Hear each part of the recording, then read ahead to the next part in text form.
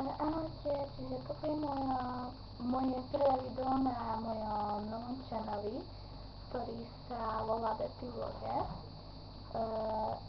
Tento channel som si preto založila, lebo ja som mala aj jeden druhý channel a odtiaľ ma blokli, YouTube ma blokol, lebo som tam mala jedno video, v ktorom bola taká pesnička, ktorá bola proti autorským právam. A preto ma blokli, lebo som akože nedodržiavala autorské práva a oni ma vyhodili proste. Neviem, prečo je takto hladina, že autorské práva. A keby ste mi vedeli, tak ja mám aj blog a facebookovú stránku a teraz som si založila nový Ask.fm, kde môžete dávať otázky, lebo raz som mala sa, tak pamätám, že som raz mala jeden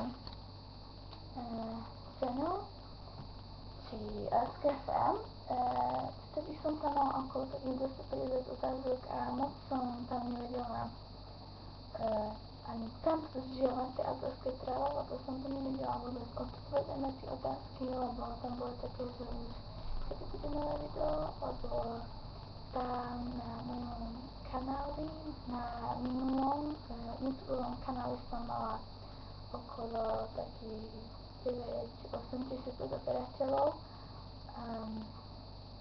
Asi 99% to boli ženy alebo dievčatá, tak povediac. A čiže na tomto channeli ma môžu úplne sledovať aj chalani, lebo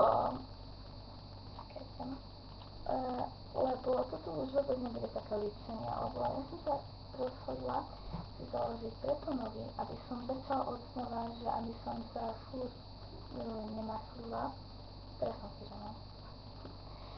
A tak, čiže tu budem dávať také možno let's play, aj na minulom channeli som dávala let's play, ale to mi prosím stíža. A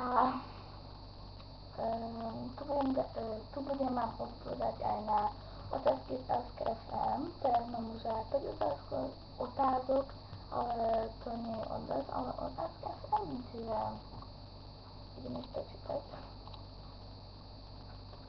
Ako urobiť dieťa šťastné?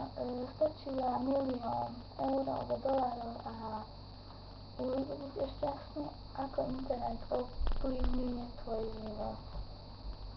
Neovplyvňuje nejako. Ako definuješ múdry? To má IQ 130. Koľko ľudí patrí medzi tvojich najlepších priateľov?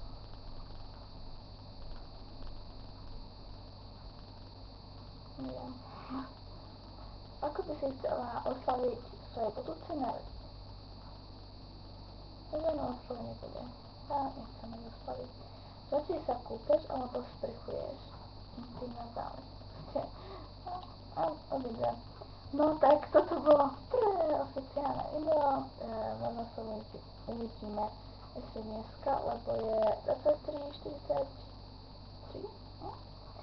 A možno dneska sa uvidíme, možno zajtra alebo na budúci týždeň, a keď sa vám toto video páčilo a keď ma chcete sledovať, tak dajte odber a každý like sa teší. Ahojte.